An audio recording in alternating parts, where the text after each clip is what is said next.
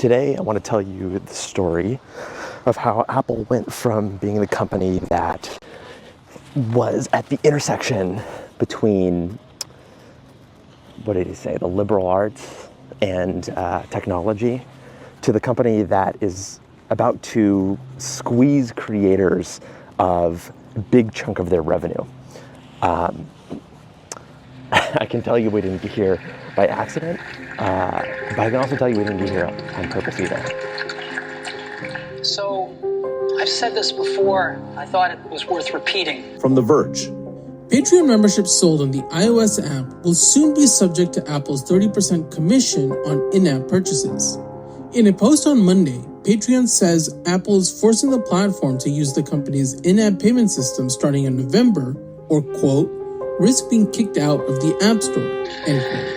It's in Apple's DNA that technology alone is not enough. As part of the change, creators will need to switch to Patreon's subscription billing method to keep earning money through the platform's iOS app. That means Apple's 30% commission will apply when a new membership is initially purchased, as well as each time it's renewed. That it's technology married with liberal arts, married with the humanities, that yields us the result that makes our hearts sing. Another creator platform that was protesting Apple's insistence on taking 30% of all subscriptions. It seemed weird that Apple was going after one creator platform and not the larger and more famous one, and now they have. What is much weirder, however, is the callousness with which the App Store treats any sort of creative pursuit that is not app development. And nowhere is that more true than in these post-PC devices. Before we get to Patreon and what's going on with everything there, I want to rewind all the way back to music and iTunes. So in the very beginning, this is the way that people bought music, right? You had a bunch of folks and they'd go to a store, right? And at the store, there would be a bunch of albums by some artists, usually through some label. These folks would pay the store money, and then the store would then pay the creators, or really the labels, money, who would then pay the creators. So this was sort of the virtuous cycle. Everybody got a little piece of what they wanted. Customers got their music, creators got their money, labels got their money, stores got their money. And so things were relatively stable like this for a good period of time. Then came the internet. And as the internet progressed, here's what that relationship turned into. You had some folks who still wanted some music that was still created by creators and still signed by labels for the most part. And then you had this other thing down at the bottom called LimeWire. I mean, I'm simplifying here, but the big innovation of the internet and of computers in general is that they turn into places of abundance rather than of scarcity. And so if you can infinitely copy music, what value is there in the scarcity of that music? There is none. And so for consumers, this is great. You go and you get your free music all the time. For creators, for labels, for stores, it is not. And so this created a big conundrum that as the iPod was being invented, as Steve Jobs was coming back to Apple, that Apple was prepared to solve. So iTunes 4, AAC encoding and decoding, rendezvous support, backup to DVD and album art, and we think that this is the best way to manage your music on the planet. Which brings us to Acquire. Now, we acquire our music off CDs, right? We go down and buy a CD and we rip it. But we all know that starting in 1999, there was this phenomenon called Napster. It was shut down in 2001, but it demonstrated some things for us. It demonstrated that the internet was made for music delivery. Now, there's a good side and a bad side to this. The good side is it offers users near instant gratification, at least as compared to going down to the record store, and again, shows that the internet was built for music delivery. But the downside is it's stealing. It is stealing. So, from a user's point of view, let's look at the upsides and the downsides of this. From a user's point of view. First thing is, it's got a vast selection, better than any record store on the planet. Unlimited CD burning. unlimited MP3 players. You can put the music on any number of them you want. You can put the music on an unlimited number of computers. And from a user's point of view, it's free. What's wrong with this? Right? It's fantastic. But there's a dark side to it. Very unreliable downloads. Very unreliable quality. A lot of these songs are encoded by 7-year-olds and they don't do a great job.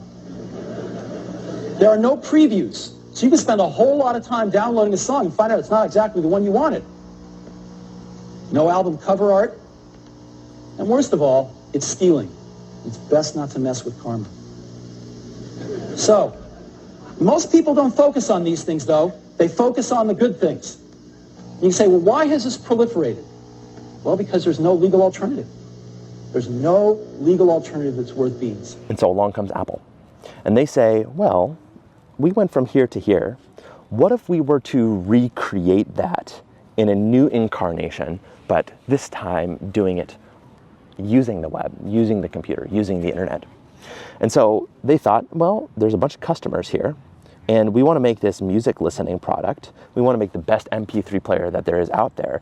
And one of the things that we're great at is integrating things together so that way you innovate going forward. So what they said is, what we're going to do is we're going to make the iPod. We, Apple, are going to make the iPod, but we're also going to make this, digital jukebox, I think is what they called it, called iTunes. But really what it was a digital store. And so it looked a lot like this back in the old days. And on that store, well, guess what? You had all your music right there. And this is what that payment flow looked like. Customers now started to pay iTunes or Apple. And then iTunes went and they paid out to the creators. Well, again, probably to the labels for the most part, but ultimately to the creators for the individual tracks that were being bought. So it was a recreation of this old model in a new form digitally.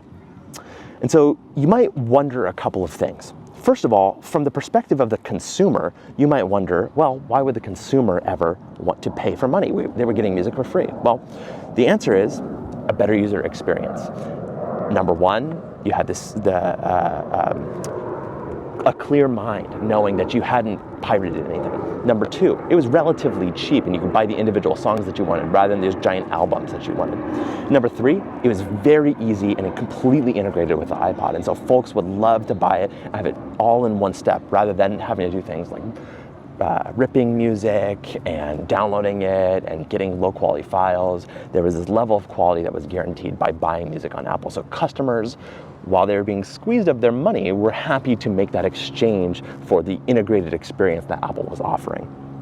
Now, the second thing you might wonder is, what about the labels? Why would the labels want that? Because, Apple said, well, we're going to make it so that people won't buy albums anymore. They're going to buy individual songs. And the old business model of the music industry was to sell music at the album level and have a lot of fluff songs that were kind of the low ticket items, the commodities, and then have a couple of bangers in there that would really sell the rest of the album. And so they made their margin on those sort of cheap fluff songs that most albums had. Well, it turns out that this period disrupted a lot of that. Not only did customers get in the habit of wanting to download and buy individual songs, only the bangers, right? But they also made it so that the labels were not receiving the pay in the first place. And so even though Apple was saying, we're going to disrupt your old business model, this was less disruptive than that. And so because there was some money that was coming in, the labels ultimately accepted it. What this did was it grew the pie. It increased the market for music in the digital space, basically. Because what had happened is the digital space had come and totally obliterated the old business model. But Apple decided that they'd grow the pie, make everybody compromise a little, and therefore, in the end, make everybody win as a collective. Now, later on comes the App Store, and this is where we are kind of headed. The App Store looks very similar to this iTunes model. So this was 2001, this is 2008. 2008, Apple introduced the App Store, and on an App Store, you've got a bunch of customers who want to buy some software. And then you've got Apple, who's down here. And then you've got apps here. And just like iTunes, I guess this is the App Store, and these are the apps. You'll notice that it mimics very closely every layer of the iTunes model. Apple did for apps what they did for music. And when you take a look at this, you can see that the flow of pay is exactly the same as well. Customers buy from the App Store pays out to the individual creators or the developers who are creating those apps, but really everybody wins in the end. This also grew the pie, but we'll get a little bit to that later. Then we can fast forward all the way to Patreon. Patreon looks something like this. There's customers, there's Apple, there's the App Store, and in this particular case, there's Patreon. Now, the interesting thing about this is that Apple and the App Store are still integrated, but Patreon is off on its own. It's in the application layer of this stack. But secretly, there's another layer even beyond that. If you take a look here, what really is inside of Patreon is a bunch of creators and their content. And in the old way, individual people would go into Patreon, they'd pay them, and in doing so, Patreon would pay out to the individual creators. This is the fundamental balance that is about to shift. And it's the big reason why a lot of creators are about to be squeezed out of a bunch of money. Because what is about to happen is that instead of that model, they're going to start paying down to the App Store. And then the App Store will pay Patreon, and then Patreon will pay creators. And at every single one of those steps, that money gets smaller and smaller and smaller. And so adding the additional step where Patreon is now paying Apple, well, that's also going to decrease the share for creators. I want to center on that big idea, though, that we talked about. The App Store replicated the iTunes model for applications. It was a profound shift in the way that people bought and ultimately sold software. And ultimately, it was something that everyone was willing to bargain for because it grew the pie. And it's all about who owns the customer relationship. So bear with me here, but I'm gonna dig in a little bit deeper about the history of how we got to this point with the App Store. It's gonna be a similar angle to the one we last took, but with a little bit of a twist that I think will show us exactly what has happened in the last 15 to 20 years of software and how it has changed drastically from the early days of how software was distributed. And it'll lead us all to the point where we understand what's going on with Patreon. So in the old days, purchasing software looked a lot like purchasing music from a store. If you're purchasing music, you had probably some type of like radio or some type of CD player, and then you'd go to the store, like we talked about, and you'd go and you'd buy a CD or a vinyl with that music on it, and you'd use it in your CD player. Well, with computers, for Apple, it looked a little bit like this. You had something like the Mac, and on the Mac, you had Mac OS. And really, what made Apple special is that those two things were bundled together. They were vertically integrated, and you could not separate them. You could only buy Macs with Mac OS, and Mac OS only ran on Macs. This was different than Windows, for example, or IBM before that. And the way, it shipped with some applications on it, but the way that you would buy apps is you would go to the store, like I said, and you'd purchase them, and you would run them on top of those two things. You'd run your apps there. This is the old days, right? Very simple. Hardware, software, or you might call them firmware, and software, the applications are the things that you buy externally. Then came iTunes. I'm gonna quickly delve back into iTunes. For iTunes, you started out with the iPod. And on the iPod, it probably ran something that we were just going to call it iPod OS. I don't think that's what it was called. The iPod was just one product, but in our minds, we'll think of it that way. And so this here was all Apple. But what was interesting is that in addition to the iPod OS, which is what we're calling it here, Apple also released iTunes, which was that digital store. And so here, with iTunes, iTunes was really two separate things. It was payment processing. It was the thing that you entered your credit card into, is the way to think about that part. And then it was also song licensing. Basically, it was a way to say, someone else is making this intellectual property, we have a license to it, but we're going to turn around and sell it. And so this is what iTunes really was, broken down. And then on top of all that were the songs.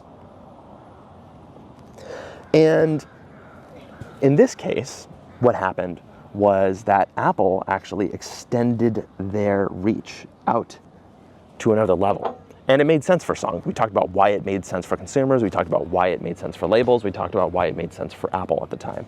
And so this is something new that Apple hadn't really done before, which was extend their vertical integration into a payment layer.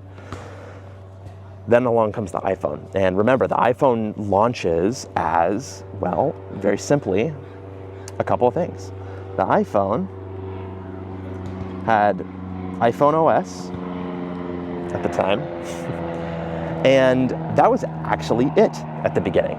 All of the apps that you'd ever want to run were already on the iPhone. There was no app store to be seen. And in fact, I think that at the time, Steve Jobs said that, the sweet solution, quote unquote, for developers was Safari, web development.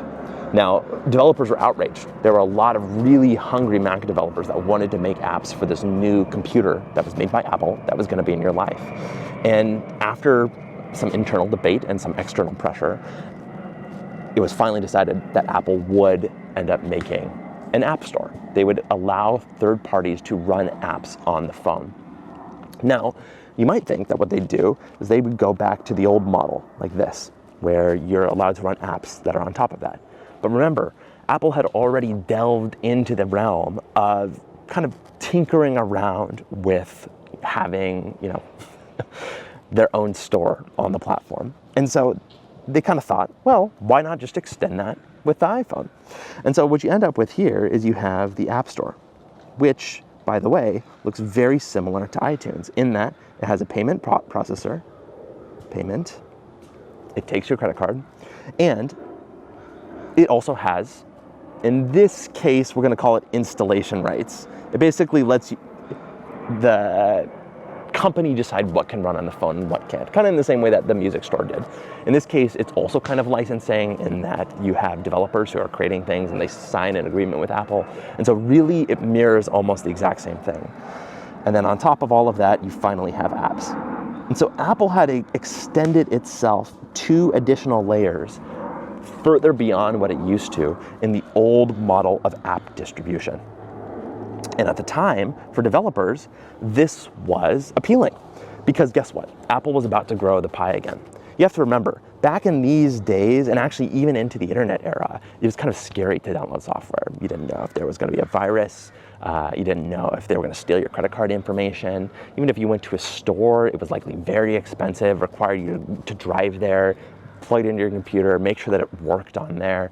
You had to deal with third-party retailers who might have salesmen that are trying to upsell you and things like that. And so the App Store was, for the consumer, a pretty good deal. It actually increased the number of consumers who were willing to buy software because of 2 reasons. Number 1, they knew that the software they downloaded was not going to destroy their computer. And number 2, they knew they could trust Apple with their credit cards, partially because they had already trusted Apple with their credit cards with iTunes. And so what Apple did during this era was they used their trust, their customers' trust in them to extend their reach, so to speak, into the installation layer here and then into the payment layer, which in the past, developers had to individually do on their own. And developers saw this as a pretty good deal for a couple of reasons. First of all, because the growing market, growing that pie was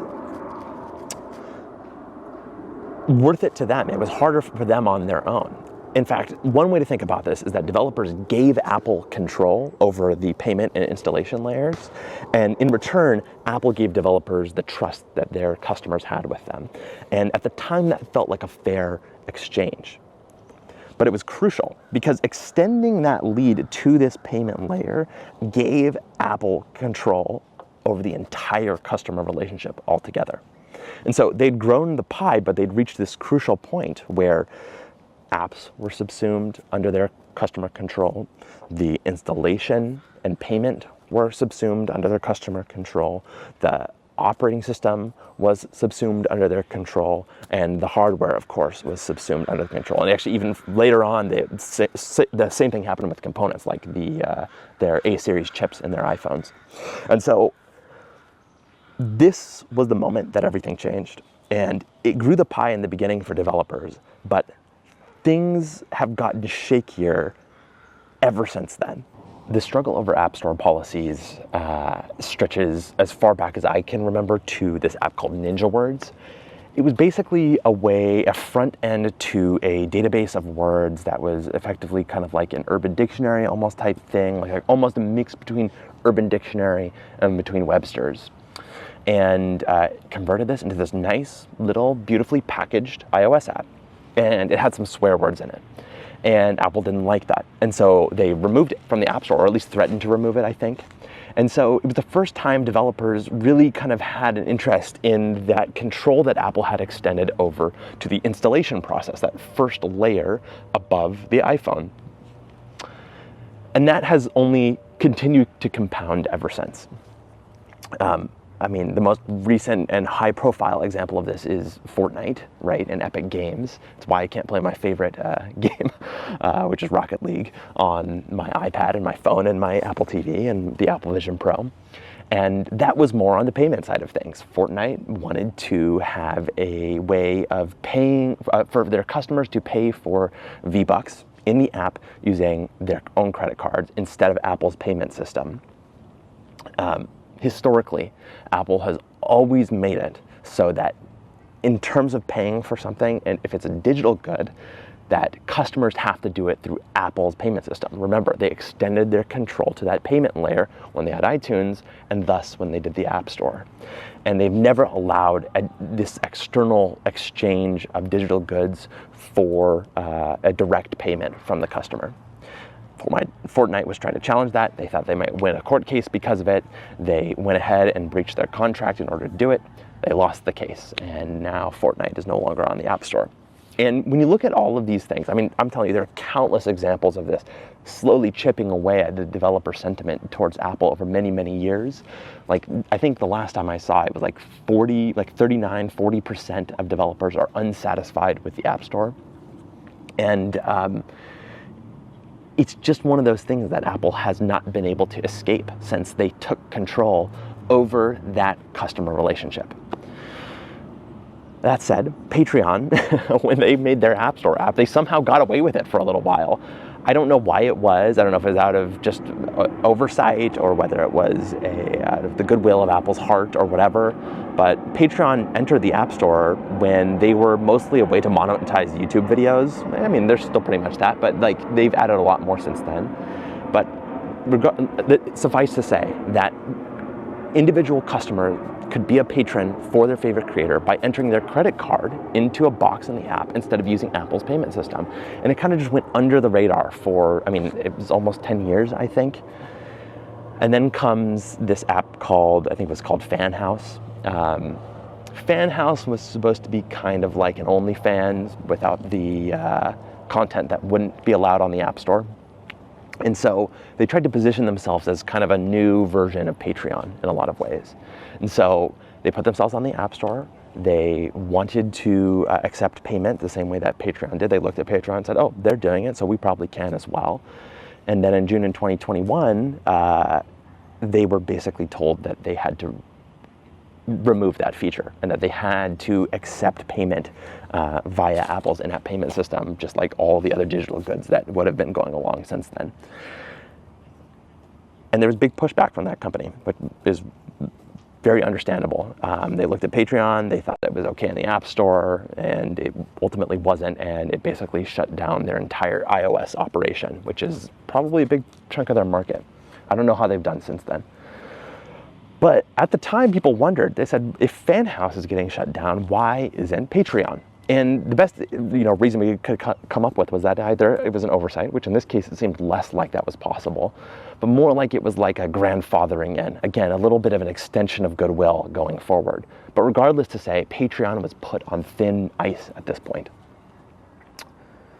And now, a couple years later, June of 2023, Patreon, I think in a blog post, announces that they have new commerce tools that let creators put content on the website directly in exchange for payment from individuals.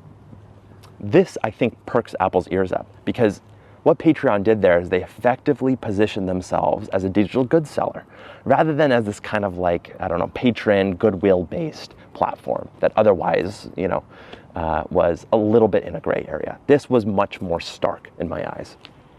And lo and behold, a few months later, in December, they were, probably even before then, they were at least announced in that December of 2023 that they had been notified by Apple that they would have to start making the transition away from their in-app payment using a credit card box to Apple's in-app payment system.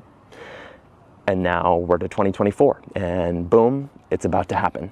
And it's different this time because all the other times that Apple came into these systems and tried to strike a bargain effectively with creative professionals, whether it be the artists and the labels that represent them, or whether it be the developers and the companies that they might be a part of, there was always a growing of the pie. There was a higher order good. There was a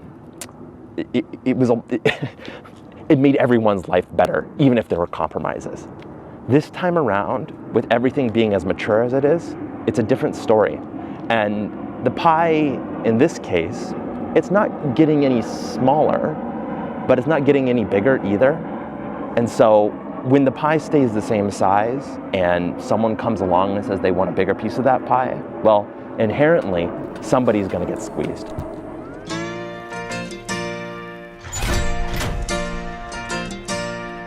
Sometimes when I'm down and all alone, all I ever need is you. Winners come and they go, and we watch the melting snow.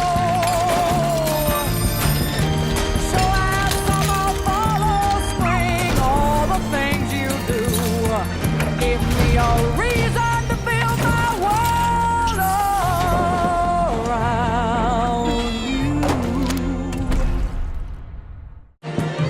Da da da da da da da da. Oh honey, honey. Da da da da da da da da. My honey, honey. The night on